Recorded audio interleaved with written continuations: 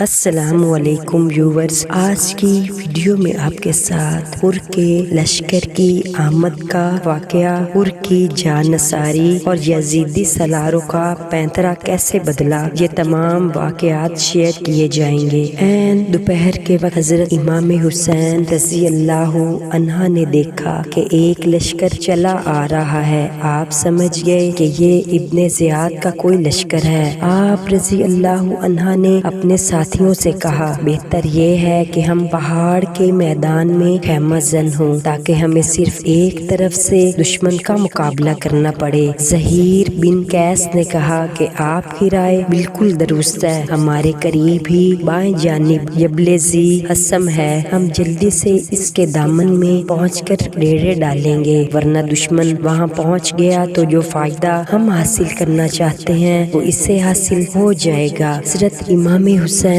رضی اللہ عنہ نے موقع سے فائدہ اٹھاتے ہوئے اپنے ساتھیوں کو جلد از جلد کوچ کرنے اور جبل ذی حسم پر پہنچ کر ڈیرے ڈالنے کی ہدایت فرمائی۔ چنانچہ تھوڑی ہی دیر میں آپ کا قافلہ جبل ذی حسم پہنچ گیا۔ جو لشکر آپ کو دکھائی دیا تھا وہ حر بن یزید تمیمی کا تھا۔ ہزاروں سواروں کار سالہ لیے ہوئے ہراس جلتی دوپہر میں آپ کے مقابل آ کھڑا دیکھا اور آپ کے انصار امامے باندھے ہوئے ہیں۔ آپ نے خادموں کو حکم دیا کہ سب لوگوں کو پانی پلا کر ان کی پیاس بجھا دو اور گھوڑوں کو بھی پانی پلا دو۔ خدام اٹھ کھڑے ہوئے، رسالہ کے سواروں کو پانی پلا کر سیراب کر دیا، پھر کاسے سے تشت پر بھر کر گھوڑوں کے سامنے لے گئے۔ گھوڑا جب 3 یا 4 یا 5 دفعہ پانی پی کر منہ میں ڈال چکتا تھا تو ظرف کو ہٹا کر دوسرے گھوڑے کو پانی پلاتے۔ اسی طرح سب گھوڑوں کو پانی پلایا۔ اور کے سپاہیوں نے کچھ دیر آرام کیا، یہاں تک کہ نماز ظہر کا وقت آیا۔ حضرت امام حسین رضی اللہ عنہ نے حجاج بن مصروف جفئی کو آذان کا حکم دیا۔ آذان کے بعد آپ لشکر حر کے سامنے تشریف لائے اور حمد و ثنا کے بعد حر اور اس کی فوج کو مخاطب ہوئے ارشاد فرمایا، اے لوگو، میں خدائے تعالیٰ کی بارگاہ میں اور تمہارے سامنے اپنی صفائی پیش کرنا چاہتا ہوں کہ میں تمہاری طرف اس وقت نہیں آیا جب تک کہ تمہارے خطوط میرے پاس نہیں آ گئے کہ آپ ہماری طرف آئیے، ہمارا کوئی امام نہیں ہے، شاید اللہ تعالیٰ آپ کے ذریعے ہم لوگوں کو ہدایت پر جمع فرما دے۔ اب اگر تم لوگ اپنی بات پر قائم ہو تو میں آ ہی گیا ہوں، اگر تم عہد و پیمان کر کے مجھے پورا اطمینان دلا دو تو میں تمہارے شہر چلوں، اور اگر تم ایسا نہیں کرتے اور میرا آنا تمہیں ناگوار ہے تو میں جہاں سے آیا ہوں وہیں واپس چلا جاؤں گا۔ حر کی جانثاری۔ اسی اثناء میں ابن زیاد کا غلام سالم گھوڑا دوڑتا ہوا میدان میں آ پہنچا، تلوار لہرائی اور شہزادہ دو عالم کو جنگ کے لیے للکارا۔ سیدہ کا لال اٹھا مگر حضرت حر نے پاؤں پکڑ لیے اور عرض کی، آقا، غلام کے ہوتے ہوئے آقا میدان میں نہیں جا سکتا۔ مظلوم کربلا نے فرمایا، حر، یہ تو ٹھیک ہے مگر میں نہیں چاہتا کہ میری وجہ سے کوئی اپنی جان گوائے۔ حر نے پھر عرض کی،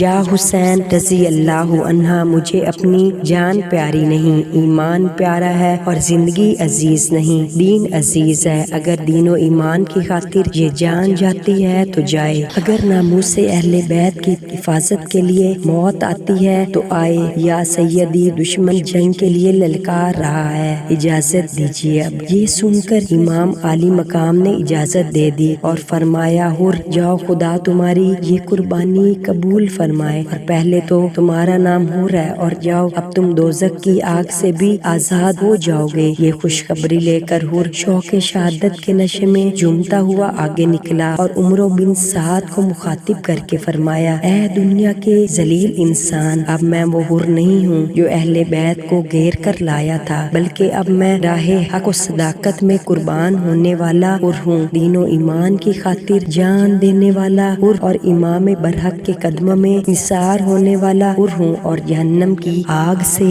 آزاد ہونے والا حر ہوں۔ کوفیوں کو مخاطب کر کے کہا، اور بدفطرت کوفیوں، تم نے نواسہ رسول حضرت امام حسین رضی اللہ عنہ کو اپنا مذہبی پیشوا بنانے کے لیے بلایا، اپنے دین کا امام تسلیم کیا، اور جب وہ تمہارے وعدوں پر اعتبار کر کے اور اور تمہاری قسموں پر یقین کر کے آ گئے تو اب مجبور کرتے ہو کہ وہ ایک فاسق و فاجر کو اپنی مذہبی پیشوا تسلیم کر لیں۔ اب ان کو کہتے ہو کہ وہ ایک بے دین کو اپنا امام بنا لیں۔ اب ان کو تنگ کرتے ہو کہ ایک عیاش و بدکماش کو حاکم مان لیں، حالانکہ مذہب ان کے گھر کا ہے، دین ان کے گھر کا ہے۔ خبردار، اب بھی وقت ہے، آنکھیں کھولو۔ امام حسین رضی اللہ عنہ کے چہرے پر حسن مصطفیٰ صلی اللہ علیہ وآلہ وسلم کے جلوے دیکھو، حق کا ساتھ دیکھ کر جنت کا سودا کرو، آگے بڑھو اور اس حق کے امام کے دامن کو پکڑ لو، خدا تمہیں معاف کر دے گا، وگرنہ دوزخ کے لیے تیار ہو جاؤ۔ اس حقیقت افروز تقریر نے عمرو بن سعد اور کوفیوں کے دل ہلا دیے۔ کسی کو جواب دینے کی ہمت نہ ہوئی، اور جواب دیتے بھی تو کیا، وہ تو جھوٹے تھے، بے وفا تھے، دغا باز تھے، لیکن عمرو بن سعد پکا رہا۔ ساتھیو، دیکھتے کیا ہو، اٹھو اور نمک حرام کا منہ بند کر دو۔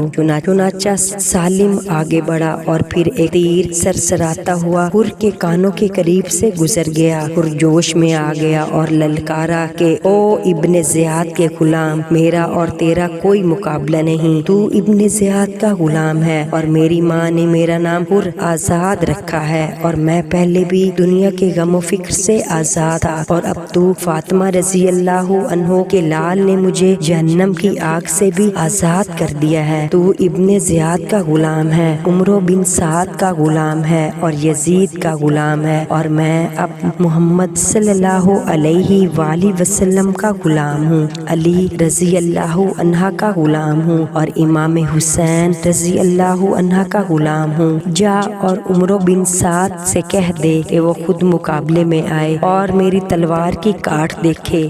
میری تلوار کی کاٹ دیکھے۔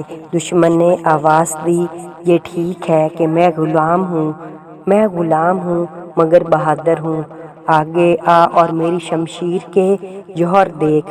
حر نے جوش میں آ کر گھوڑا آگے بڑھایا اور ہوا کی طرح سالم کے سر پر پہنچا، تلوار بجلی کی طرح چمکی اور پھر سالم کی لاش زمین پر تڑپنے لگی۔ عمرو بن سعد اس ناکامی کو دیکھ کر پکار اٹھا کہ اے یزید اور ابن زیاد کے نمک خوارو، تم میں سے کون بہادر ہے جو حر کو قتل کرے اور یزید کے دربار سے سونے اور چاندی کے خزانے حاصل کرے؟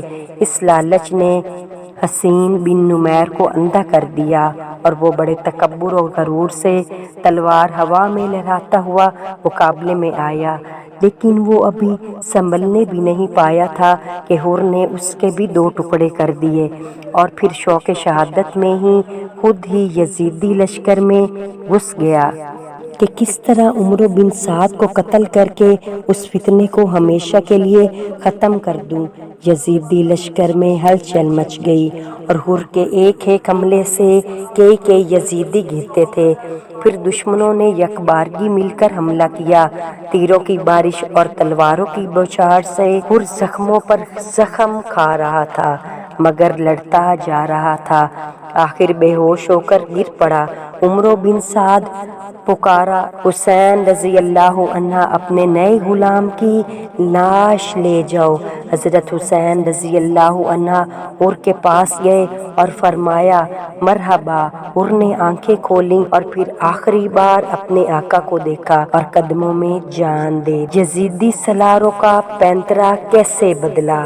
یزیدی لشکر نے جب حضرت امام حسین رضی اللہ عنہ کا خطبہ سنا تو ان میں سے بیشتر لوگ شامی تھے، وہ میدان جنگ چھوڑ کر واپس جانے لگے، اور کوفیوں کی بھی بڑی تعداد گریہ وزاری کرتی ہوئی میدان جنگ سے واپس لوٹ گئی۔ بختری بن ربیعہ، شیس بن ربیع، شمرزی الجوشن نے جب یہ دیکھا کہ آپ رضی اللہ عنہ کے خطاب نے ان کے ساتھیوں کے اذان و قلوب پر اثر کیا ہے تو انہوں نے پینترا بدلا اور آپ رضی اللہ عنہ سے کہا کہ ہم آپ امام حسین رضی اللہ عنہ کو عبید اللہ بن زیاد کے پاس لے جاتے ہیں اور وہ آپ امام حسین رضی اللہ عنہ کے معاملے میں فیصلہ کرے گا، اور آپ رضی اللہ عنہ نے عبید اللہ بن زیاد کی موجودگی میں یزید کی بیعت کر لی تو ہم آپ رضی اللہ عنہ کا ساتھ دیں گے۔ اس چٹیل ریگستانی میدان میں